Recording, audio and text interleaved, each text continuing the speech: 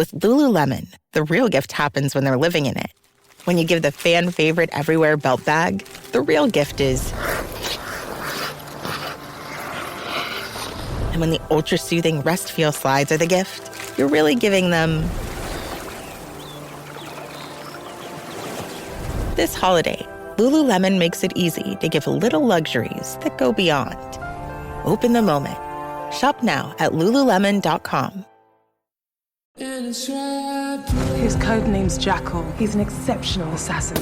Streaming now on Peacock. He will kill again, unless we stop him. Academy Award winner Eddie Redmayne. You're paying me to kill him.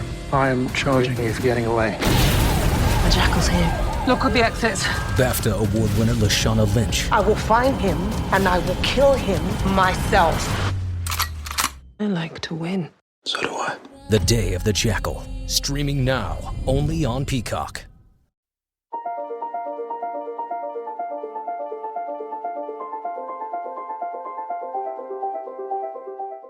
Hello, my name's David Runciman, and this is Past, Present, Future. Today, it's the final episode in this season about great political films, though we will be coming back with more at the end of this year. I'm talking about a film that was made in 1966. It describes events that took place from 1956 to 1957, but in so many ways, it hasn't dated at all, and in some ways, it's the template for many, many political films since. It is Gillo Pontecorvo's The Battle of Algiers.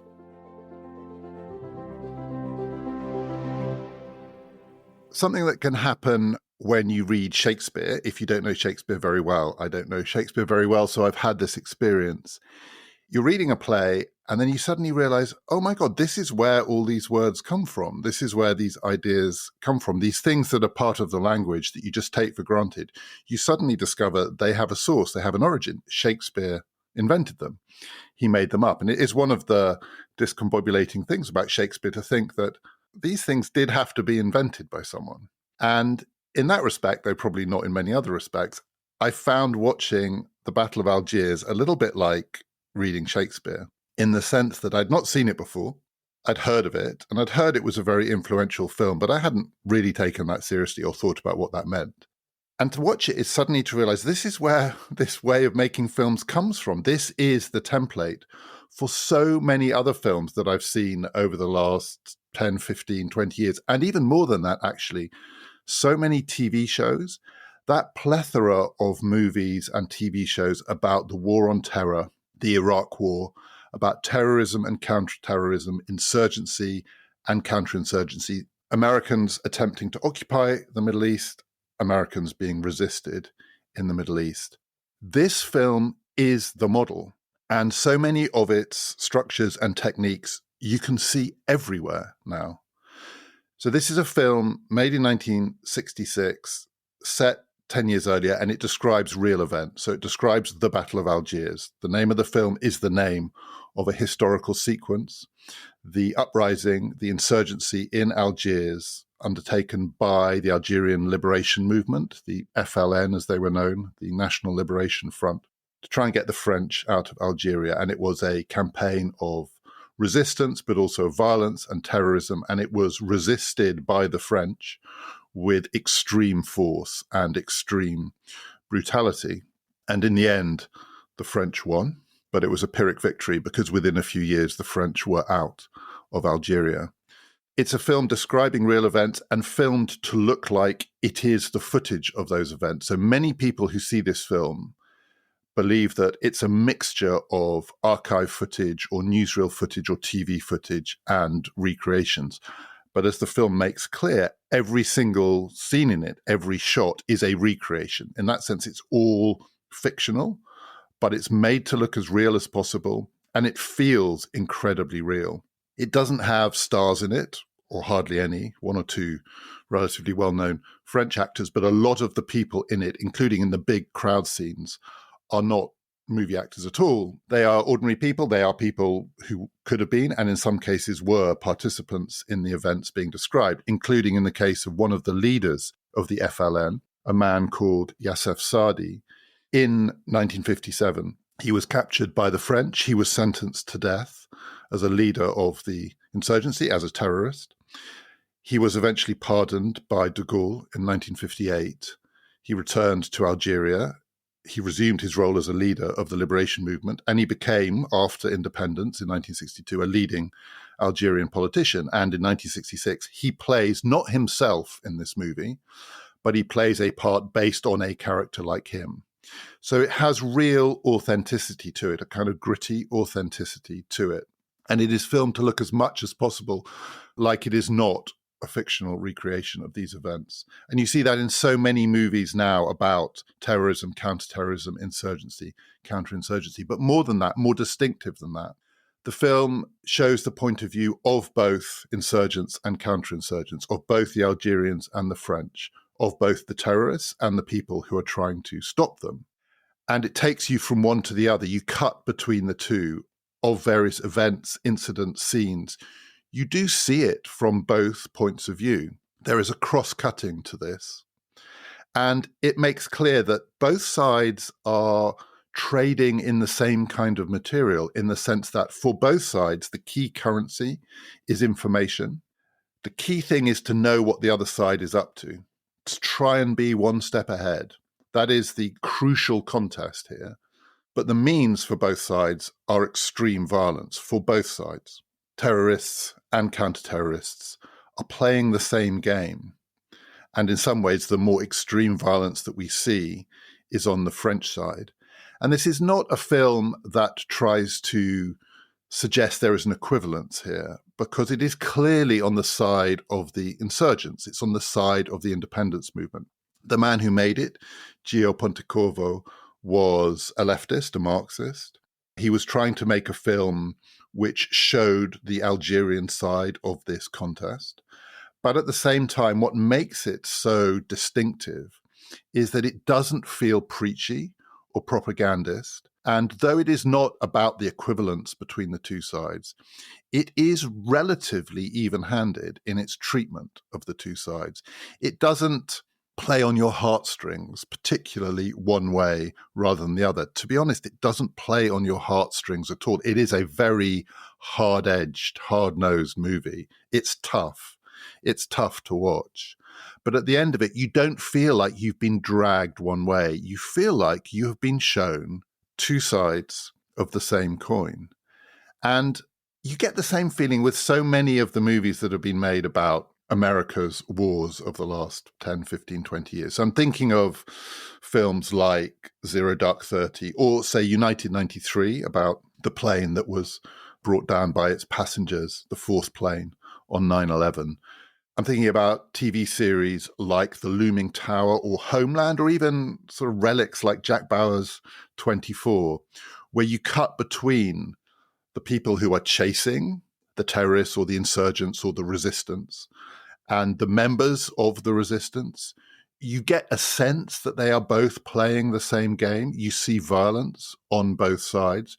Your sympathies are engaged, and none of these movies, particularly the American movies, none of them are particularly preaching a philosophy of equivalence. That would definitely not be true of 24 or Homeland or The Looming Tower. But what they do is they show you the different points of view that come together to create these events. And to watch the Battle of Algiers is to see the source. It's extraordinary the extent to which, though it is a black and white film, it is nearly 60 years old, the events it describes happened nearly 70 years ago. It feels incredibly now, incredibly contemporary. It is completely alive to watch it now. It is gripping, it is frightening, but it is also true that actually it is harder edged than those later Hollywood or TV versions, even some of the really tough ones like United 93. Or Homeland, which has its pretty tough moments, The Looming Tower, which is a really serious piece of work. This film is tougher. It is harder to watch because it doesn't pull its punches. And one of the ways in which it doesn't pull its punches is like many of those other later films and TV series. It's in part about torture and about the use of torture. And different filmmakers make different choices about how to portray torture on film. Do you show it? Do you not show it? What do you show? What do you imply? This film, The Battle of Algiers, is pretty explicit. So later on in the film, there are some shocking torture scenes which you don't see in later versions of this kind of drama. There is a scene in which a man is blowtorched. His chest is blowtorched, and we are shown it briefly, but enough to sear it on your retina. We see electrodes attached to body parts. But actually, in many ways, the most harrowing scene of all is the opening sequence of the film, which sets the tone for its hard-edged quality. And it is a scene of torture, but it's the aftermath of torture. The film opens with an Algerian man in a room surrounded by French soldiers, paratroopers. And he looks broken. He is tearful. He is shaking. His eyes are haunted. He looks utterly terrified, but also inconsolable. And we don't know what has happened to him, but we can guess. One of the ways in which we can guess is that he's naked from the waist up, and one half of his torso seems to have been shaved. So he has hair on one half of his chest, but not the other half of his chest. That's in a way all we're shown. There's no blood. There are no bruises. So the imagination can run riot simply with that image. And what makes it so harrowing is he is being consoled by the soldiers. So the soldiers are standing around him. This man is in the ultimate human distress. It is very hard to imagine a scene in which someone, and it's very convincingly played, seems to be in more distress. And the soldiers, in their gruff way, are trying to be kindly, and they're saying to him, it's over now. You've done it. Well done. You've done it. You got through it. And it's going to stop now. And they talk to him like doctors and nurses. It's very like how gruff, not great bedside manner, doctors or nurses might speak to a patient coming out of a really ghastly operation where the risks have been very high and they've come through it. And though they feel awful and they're in a shocking physical state, the doctors and the nurses say, okay, you've done it now. It's going to be all right, they say. All of the worst is behind you. And part of what makes it so terrifying is, without anything having to be said, that these are the people who are responsible for this man's suffering. They have been torturing him. These are the torturers who are now consoling him and telling him that the worst is past. And in his desolation, of course, he is not consoled by this. But you can also see that he is doubly desolate. Again, nothing has to be said, but clearly what has happened, the reason they are saying it's over now is because he has spilled the information that they were trying to get out of him. And indeed, we soon discover that he has. They've been chasing the last leader of the insurgency, a man called Ali Lapointe, who's one of the central figures in the film.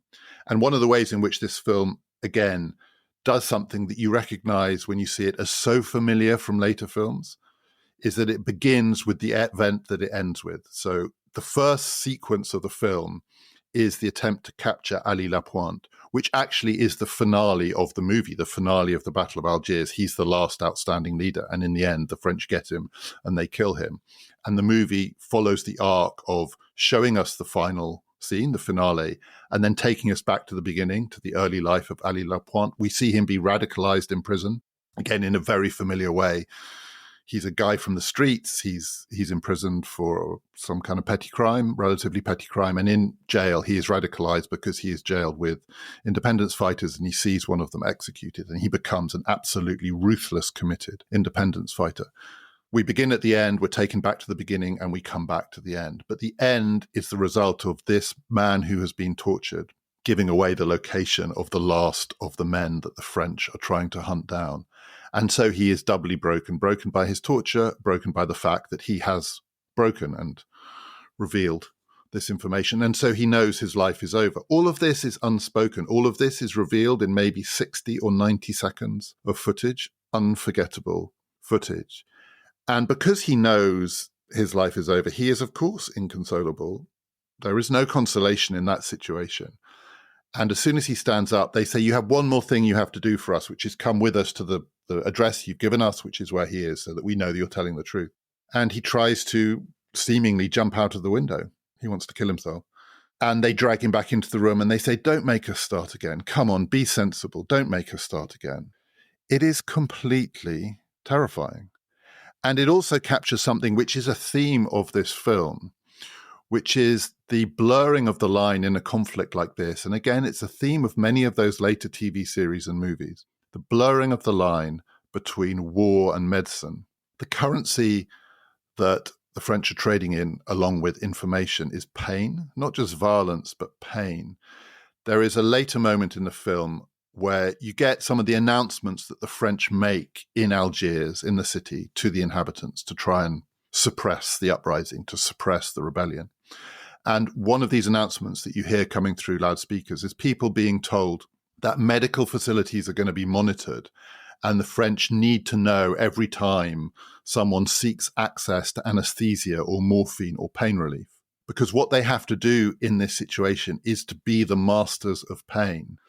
They have to control when, where, and how people endure unendurable pain, which means one of the things that they have to control is anesthesia and morphine. It's truly chilling, and it is the beginning of the film. And that sequence, I can't think of a parallel in one of these later film versions. I mean, some of them have pretty tough torture scenes in them too. But this one, I've never seen anything like it. I've never seen a film that is so jolting, horrifyingly jolting, in the first 2 minutes. And once you have been jolted, once you have been woken up by that sequence, you are not going to go back to sleep. So in some ways, it's a completely original film. But like Shakespeare, without wanting to belabor that comparison, Shakespeare had his sources too. Shakespeare was not completely original. This stuff didn't come out of thin air. Shakespeare's plays were based on source material that he took, he adapted, he, in some cases, plagiarized. The Battle of Algiers has source material as well. There are movies that it brings to mind, as well as bringing to mind later movies that were clearly inspired by it. It brings to mind earlier films as well.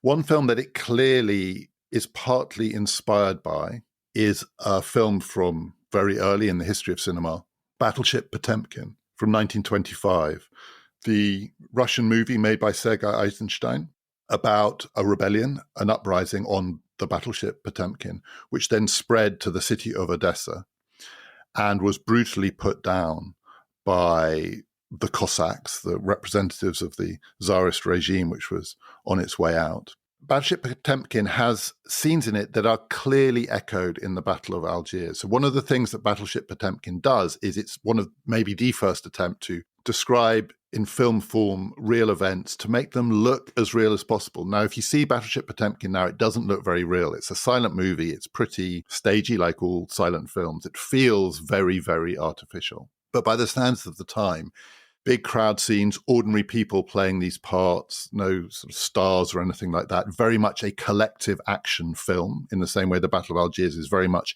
a collective action film. But also in Battleship Potemkin, not so much the battleship, though in part the geography of the battleship really plays a part in the initial mutiny, the uprising. But Odessa, the streets of Odessa, and above all, in the most famous sequence in the film, this vast staircase, outdoor staircase in Odessa, the Odessa stairs sequence, in which we see a huge crowd of people driven down the steps by the Cossacks in chaotic, violent retreat, stumbling and tumbling down the steps, being driven and hemmed in by the fact that the cityscape is very constraining up and down these steps. That's the battlefield. And the people who are moving up the steps are forced back down the steps. And in the most celebrated sequence, we see a pram with a baby in it that's been separated from its mother, bouncing down the steps terrifyingly, with the Cossacks driving behind. In the Battle of Algiers, there are a lot of sequences set in stairways, on some very long, some shorter sequences of steps in the city of Algiers. Algiers, I've never been there, but it's clearly a city of steps, up and down. And a lot of the outdoor action takes place hemmed in these stairways, these stairwells. Soldiers chasing civilians being squeezed and crushed in a stairwell. In one sequence, a drunk who is harassed so that he falls down the stairs by a group of street children. This is after the independence movement, the FLN, has announced that the city has to moralize itself and they're going to clamp down on the consumption of alcohol. So drunks will be killed, they essentially say. And here's a drunk, more or less chased to his death by a gang of children on the stairs. up and down the stairs. And what it recaptures from the earlier film, from Battleship Potemkin, is the sense in which this battle is being fought in a very constrained space. The city streets are the place where the two sides have to somehow squeeze this contest. And it feels very squeezed. This happens in the Kasbah in Algiers. And inside the Kasbah, the French are very much outsiders. But at the same time, they are able to make use of this condensed space. Many of the set pieces happen in very tight spaces. The climax of the film, when they find Ali Lapointe, he is hiding behind a sort of false wall in a very, very tight space. Everything shrinks. And the job of the French, in a way, as they see it, is to shrink the resistance to this staircase, this building, this compound, this room, this cupboard. Bang. And then it's over. And that, it seems to me, does probably come from Battleship Potemkin. And the stairway sequences are clearly a kind of homage. But this film is also different because Battleship Potemkin was a work of propaganda. It is very, very one-sided. It's about, first of all, ordinary sailors on a Russian military vessel rising up against the brutal, oppressive officer class, throwing them off, killing some of them. We don't see it from both points of view. We are siding with the sailors. And then in Odessa, in the town itself, where the people then sympathize with the mutineers, at the same time, we are not shown the point of view of the Cossacks. We're not shown the point of view of the oppressors. This is a film that is designed to make you feel for the oppressed and to see like the oppressed and to see them as oppressed. Now, of course, there's some of that in the Battle of Algiers. We're not meant to be confused about who are the oppressors and who are the oppressed. But it is not a work of propaganda. Nothing about it feels like a work of propaganda. In many ways, it feels less propagandistic than some of those supposedly even-handed American movies about the war on terror. It feels less propagandistic than Homeland. It's not even-handed, but it really does try to make you see that every event is a coming together of a range of points of view. And it succeeds in that. The other film that it brought to mind for me, and I think probably is true for many people who watch it, is a very different movie, Casablanca, set in another French-occupied northern African town, city.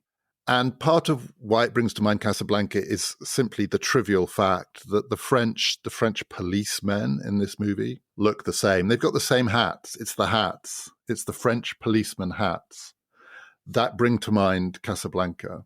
And it's jarring in some ways because these are such different films. But it's also true that Casablanca is about a city in which the French are the occupiers, the partial occupiers, because this is Vichy France, so the Germans are there too, but in which the currency is betrayal. Individuals are caught up in events that they can't control. There are dark forces at work, and people are swept along on the tides of history in the same way that the Battle of Algiers gives some sense of the impotence of the individual in the face of these bigger forces. So it has a little bit of the same feel in that respect, that sense that to be caught up in these kind of events in this kind of city is to be at the mercy of things that can't be controlled.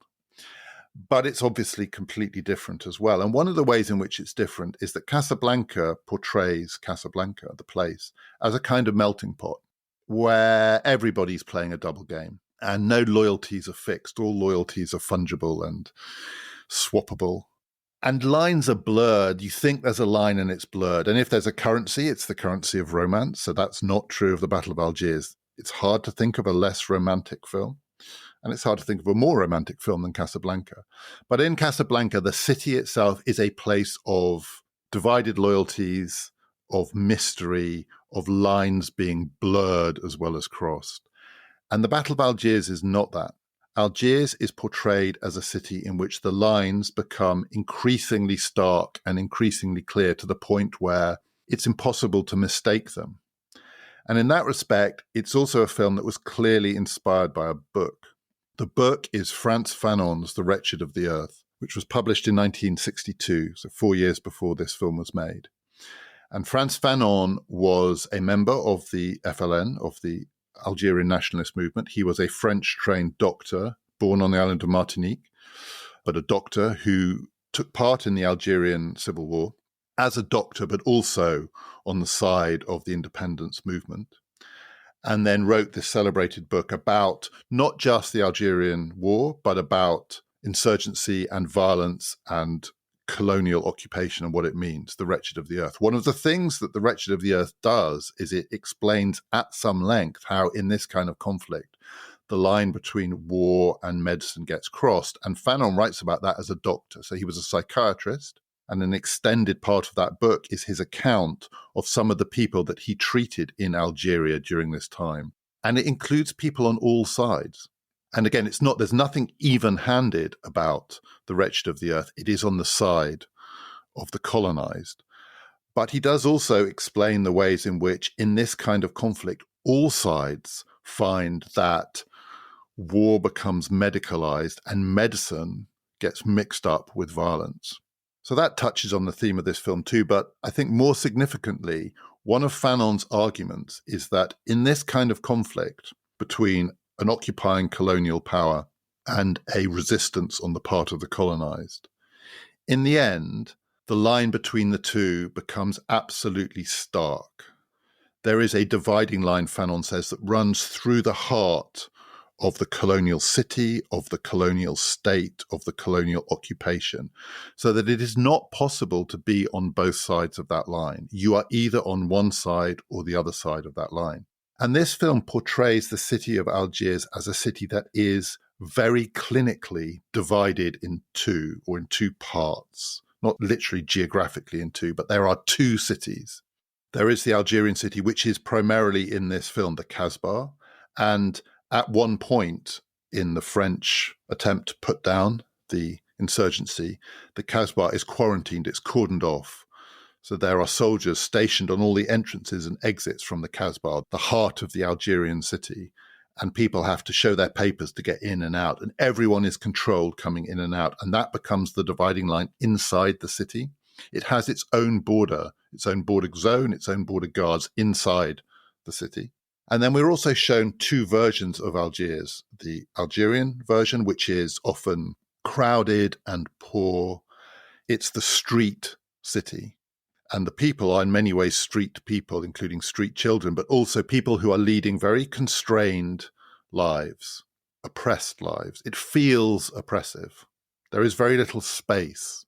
And then we're shown the French city where the French live, where the occupiers lead their lives. And it's an attempt to create a version of France. And it looks a bit like France. People dress very, very differently.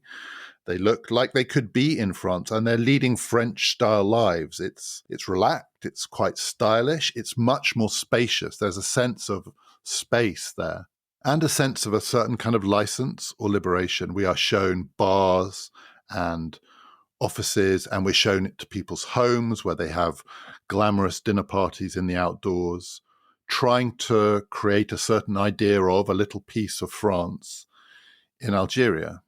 And the film is about how these two versions of the city inevitably must collide. But they collide because the line between them is very clear.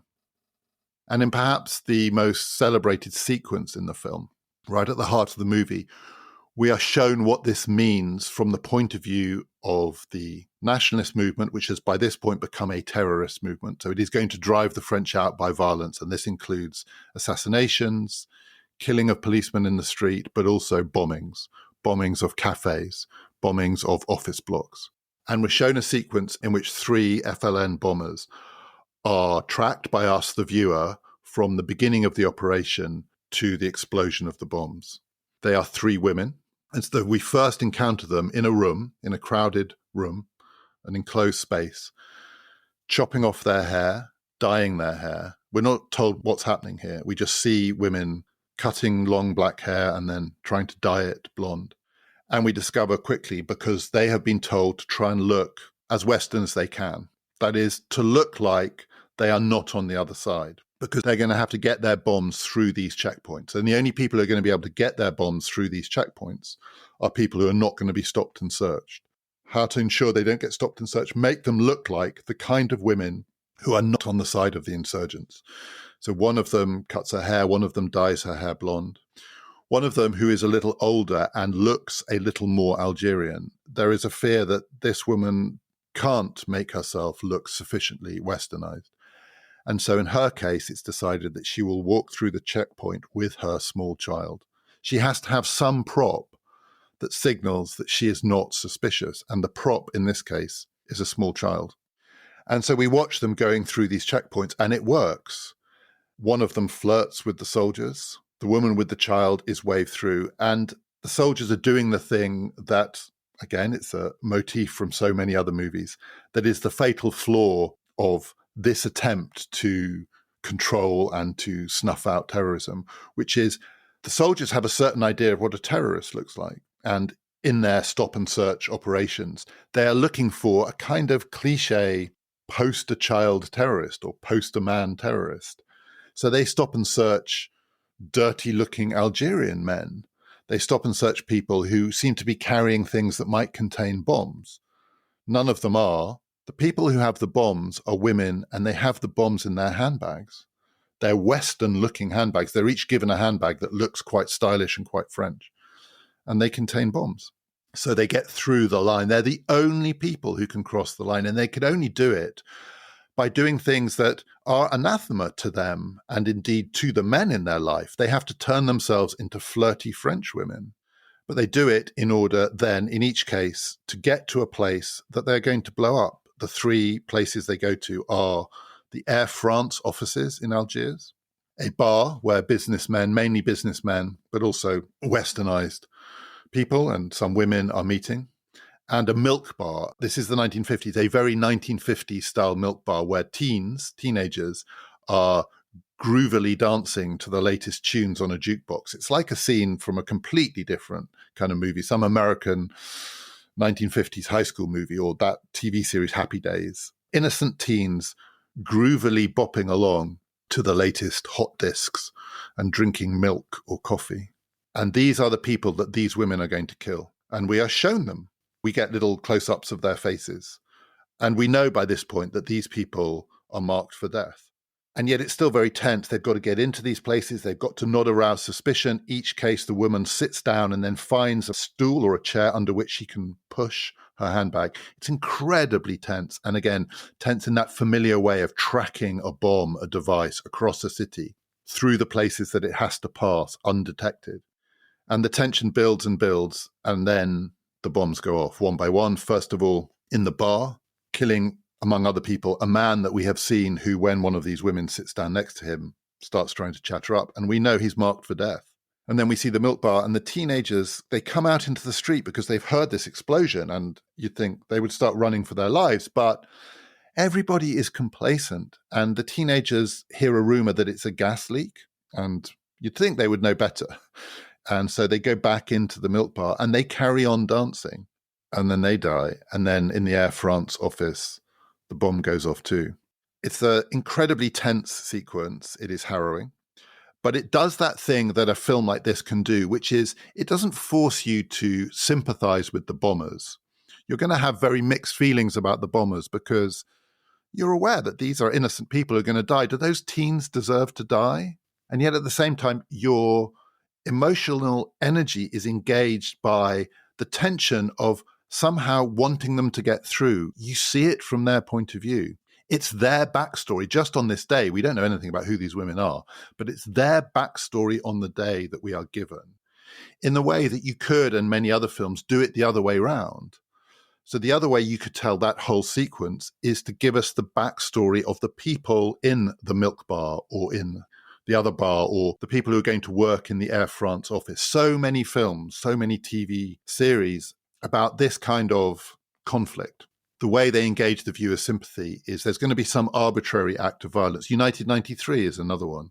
The Looming Tower is very much one of these, where you know there is a conflagration, an explosion, an act of collective destruction to come. And we are shown the random people whose lives, for no reason connected to their own political beliefs or intentions, draw them towards this event. And so we're engaged by them.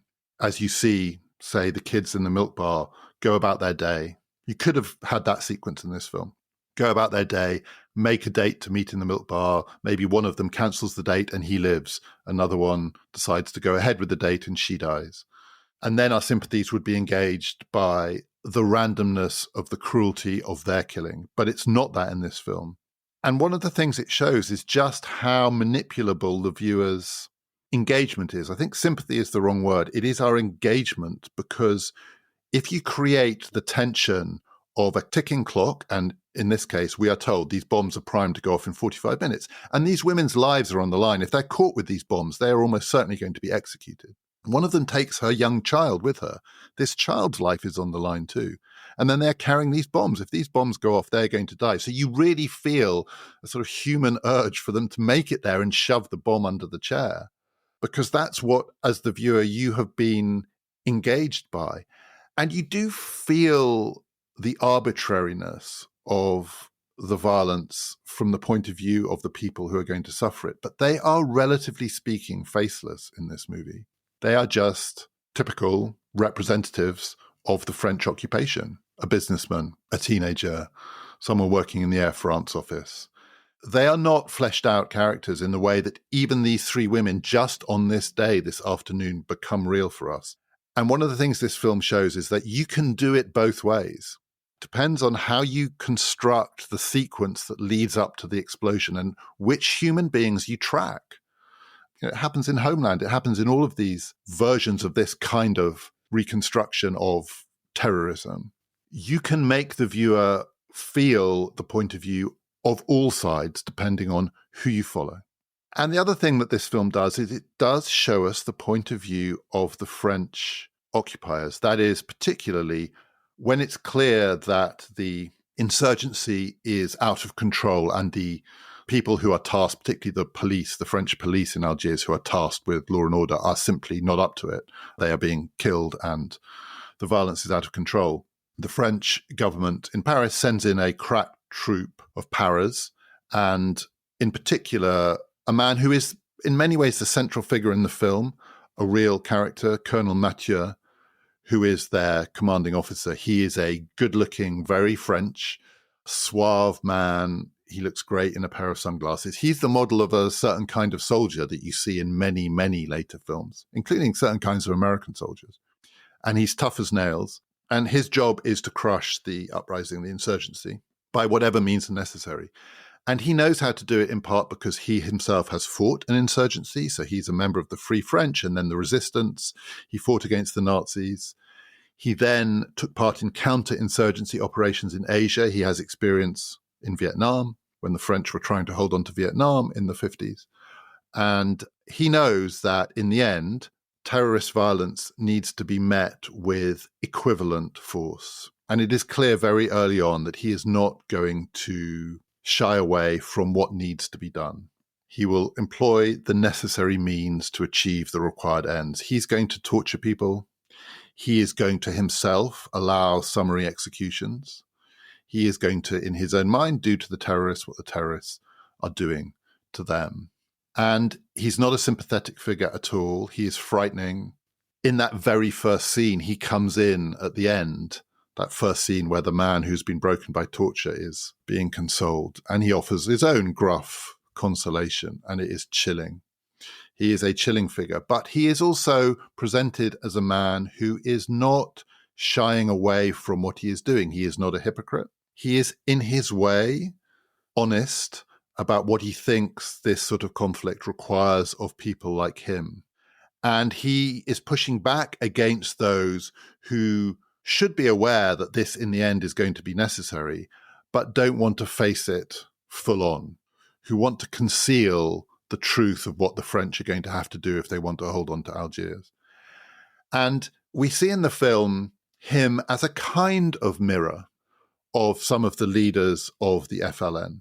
And in particular, there are two press conferences in this film, again, fictional press conferences, but filmed to look pretty real, in which members of the French press, but not just the French press, there are American journalists there, there's a British journalist there, ask questions. In one of the press conferences, the French parade a captured leader of the FLN. And he's presented in front of the French press who are allowed to ask him questions. And they say to him, how can you justify your terrorist tactics? How can you do what you do? You're sending women with bombs in their handbags to blow up innocent people. How can you justify that? And this man, this leader of the Algerian independence movement, is completely unfazed by this question. He is another truth teller. And Mathieu is standing next to him and has a sort of proprietorial, almost paternal pride in this man. He's captured him, but it's almost like me and him, he's saying to the press, we're the same and you're the weaklings. And the FLN leader says, well, I would much rather not send women with bombs in their handbags to kill you. I would rather do what you do. I would rather have your planes and your bombs. We use the weapons that are to hand. We use what's at our disposal. We don't have planes. We don't have bombs that we can drop from the sky. We don't have mortar. We don't have an army. We are fighting with the tools to hand. And in our case, because of what you have done to us, the tools to hand are women with bombs in their handbags. And he says, I'll swap. He says to the French journalist, I will happily swap. You can have the women with bombs in their handbags, and I'll take your planes and I'll bomb you with those. And Mathieu looks on approvingly. This is the truth. And then in a later press conference, Mathieu is confronted by similar journalists who want him to justify what is becoming clear, that he is winning this contest by the use of torture. And one of the journalists says, let's name it for what it is, because the other journalists are being a bit euphemistic, talking about harsh measures. Let's name it for what it is, torture. And we've already seen it. It is brutal, horrifying torture. And Mathieu says, yes, this is what we do, but don't talk to us, the soldiers, as though we are doing it and you journalists, you're bystanders. You are simply observing something that's not got anything to do with you.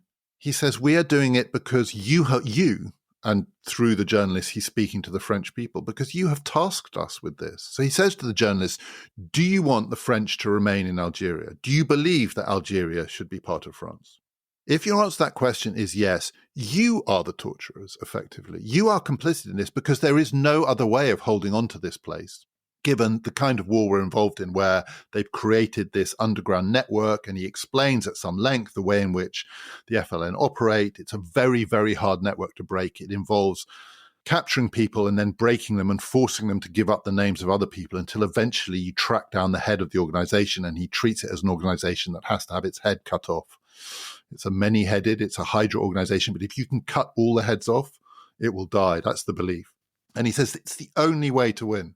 So if you want us to win, you can't shy away from the means. You can't say the end is our collective end, but we do not approve of your means, because there are no other means. And therefore, just like in the earlier press conference, he says to the journalists, come off it. Are we going to be honest here about what's going on here? This is a war in which violence on one side has to meet its equivalent on the other side. That is the nature of this kind of conflict. And if you don't like it, then you have to change your answer to the first question. You're going to have to say, we no longer wish to remain in Algeria. This is the only way you can stay. And the journalists who are hard-bitten look cynical. But this is essentially his message back to the people in France. And this also has weird echoes of a later conflict. Osama bin Laden, after 9/11, he issued a letter to the American people in which he says, you're complicit. People say to me, bin Laden, why do the innocent have to die? And he says there's a lot of theology around it, but there's a core argument there too, which has echoes of what Mathieu says. Bin Laden said to the American people, you are yourselves responsible for the actions of the occupiers of the Americans in our lands, in the Holy Lands. They're not separate from you. Your army, your special operations, your politicians, these people aren't separate from you. They're doing it in your name. And they're doing it in your name because you haven't told them not to. You could tell them to stop. You could vote them out of office. You could rise up against them. You're responsible. Mathieu, weirdly in this movie, makes an argument that has at least a parallel with the argument that bin Laden made after 9/11 about why all Americans are fair game. And it's one of the ways in which this movie, it's a through the looking glass film. The looking glass is this hard line, the two cities, the quarantine, the cordon, the terrifying moments where people have to get through the line. Can you cross the line is the question in this film. And Mathieu is there to make the line so hard that no one could cross it, and then to squeeze and squeeze and squeeze as the line closes in, and it ends up being a line drawn around a cupboard in a building somewhere in the middle of the dustiest, darkest part of the Kasbah. This film is about the drawing of the line, but it's also about how the things on either side of the line reflect each other. I think in one respect, this film pulls its punches, and that is in the ending. So the historical sequence here is that Mathieu did put down the rebellion, the uprising, whatever you want to call it. There was also a general strike that was called, and he broke it with these brutal methods. He did capture the leaders of the independence movement. Some were killed, some were jailed, and for a while at least, the French reasserted control over Algiers and through Algiers over Algeria. But it broke down, and we are shown at the end of the film another uprising. The uprising cannot be suppressed is the implication. You can brutalize these people. You can kill them. You can torture them. But in the end, you are the occupiers. They are the occupied. You are the colonizers. They are the colonized. And in the end, the force of their resistance, fueled by the raw sense of injustice, will drive you out. And the film ends with the beginnings of another uprising. And at least in part, the implication of this is that you can't, never mind how many heads of the Hydra you cut off, you can't in the end kill the power of this kind of political movement. The resistance will win in the end. It cannot be smothered forever. And 2-3 years later, it begins again, and we are told by 1962, Algeria is independent. But that seems to me to be at best, a thin conclusion to draw from this story, and a slightly misleading one. I mean, tell the Palestinian people that in the end, the uprising will succeed. You just keep going. It's not, apart from anything else, it's not true. And the truth that isn't confronted here is that the decisive division that led to Algerian independence was not inside Algeria. It was not inside Algiers. It was not the line being drawn in the Battle of Algiers, 56, 57. It was not the line between the colonized and the colonizers. It was not the line of injustice. It was a division within the French themselves. I mean, it's those press conferences that are the key, because in the end, the French people, in a very complicated and not completely easily readable way, gave a different answer to the question, do you want to be in Algiers, if these are the means required? Because stories of the torture and the summary executions got back to France, and enough people felt the price was too high. And French society and French politics became deeply divided on this question. At the same time, in Algeria, French settlers, the Pieds Noirs as they were known, took the victory in the Battle of Algiers as a signal that there was a kind of license now to reassert their authority, their rule through violence, and started to suspect that the French people were not backing them up in this. They thought they were the representatives of the French people. Algeria was part of France, and they were French. This was part of France, and they were asserting its Frenchness. They were the settlers, the occupiers. And they sensed a weakening of resolve back home. So in 1958, there was an attempted coup against the government in Paris, against the French Republic. Starting in Algeria, the plan was, although it was a pretty cat-handed plan, that soldiers from Algeria would land in France, in Paris, and take over the government. And it failed. And as a result of its failure, Charles de Gaulle was brought back to lead France. And the price of his return in the end was, in the eyes of the Pieds Noirs, the betrayal of Algeria, because in the end, de Gaulle negotiated Algerian independence. But it was those divisions between French public opinion and the demands of the French in Algeria for more French public support. And the politicians caught between the two, and in the end, siding, crucially, de Gaulle above all, siding with the new wavering mood of French public opinion in what we would now say is the real France, not Algeria. And Algeria becomes Algeria. It is the French who divide, and they divide because of Mathieu's question, not entirely or not exclusively, but in part, because a truth teller like Mathieu, in the end, ceases to be a plausible representative of their idea of France. So the insurgency does win in the end, and the terrorism, which meets its match in the Battle of Algiers, in the end doesn't find an equivalent on the other side of the looking glass that can suppress it over time. So maybe in that sense, it's possible to say that the message of the film, which is that you can't suppress this for long, is true. But it leaves out the other division without which it's not possible to explain this sequence of events. And maybe that would be too complicated an ending for a film. It's not one of the points of view that we get in this movie. Even the journalists at these press conferences, we don't know anything about them. They are other faceless people in the crowd. We don't get the French point of view outside of Mathieu. He is our version. It is, in that sense, the two sides of this looking glass. And in those terms, Mathieu wins, but he loses. It is absolutely a Pyrrhic victory. And the film, though it's not propaganda, is clearly also meant to be inspirational. It is, and it is quite inspirational. It's a film that can be watched and rewatched in all sorts of different contexts to give a sense of the power of street politics and the power of an uprising and what's possible under conditions where it seems as though one side has all of the armory.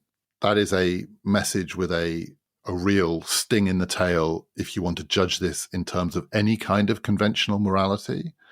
This is not a film that I think is an apology for terrorism, but in showing the two sides, both sides of the looking glass, it makes clear in the end what's possible where it seems as though the battle is massively unequal. But the other thing that is so interesting about this movie is it is viewed as a lesson on both sides. Because as well as being a film that could be shown to resistance movements and independence movements to remind people what's possible, the Algerians won. They won their independence. They won it even though they were crushed, even though they were up against the most fearsome and brutal version of the oppressing, colonizing class in the form of Mathieu, the truth teller. This is a film that was also watched by the Americans when they invaded Iraq. There were screenings of the Battle of Algiers to American troops, to American policymakers, in order to show them not how to win such a war, but how to lose such a war. The moral for them is that in the end, this kind of ultimate brutal suppression, this sort of counterinsurgency that adopts the tactics of the other side and turns it back on them, summary killing met with summary killing, and worse, torture. We don't see any torture on the Algerian side. The Americans were shown this film as a reminder of the fact that in the end, if you try and play the game by mirroring on one side what you find on the other side, no matter how much weaponry you have, you will probably lose. And the reason that you will lose is in the end, you will lose the people back home. And that also may be what happened in that case too. These are very complicated stories. None of them can be boiled down to a film or a lesson from a film.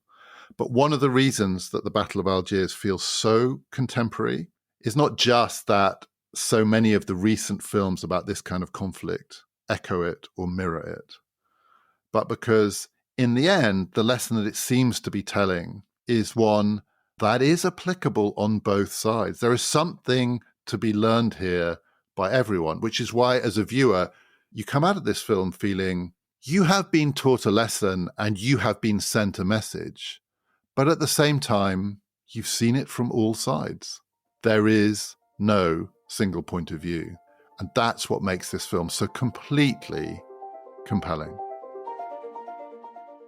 We've got a lot coming up on Past, Present, Future. Let me tell you what's next. There is a new edition of our newsletter out tomorrow. So if you haven't subscribed, do subscribe. It's free. It comes out every fortnight. You just click on the link in the show description or go to our website, ppfideas.com. That will have writing, links, guides to accompany the last 4 films I've been talking about, including The Battle of Algiers today. On Saturday, we have another bonus episode to go with this series. It is a conversation between me and Helen Thompson about Apocalypse Now, a great war film, but so much more than that. If you would like to hear that episode, and it's a great conversation, sign up to PPF Plus. You will get all of our bonus episodes, including our recent one about why American presidents are so in love with the movie High Noon. Again, click on the link in the show description, go to ppfideas.com to join PPF Plus. When you hear this episode, I'm guessing you, people of the future, will know the result of the American presidential election, but today, when I record this episode, I don't. So I don't know what we will be talking about next Sunday, but I do know I will be in conversation with Gary Gerstle trying to make sense of what happened as part of our American election series. This is the episode about the election of 2024. And then after that, what's next on Past, Present, Future is a new series of the history of bad ideas. So do please join us for all of that. This has been Past, Present, Future, brought to you in partnership with the London Review of Books.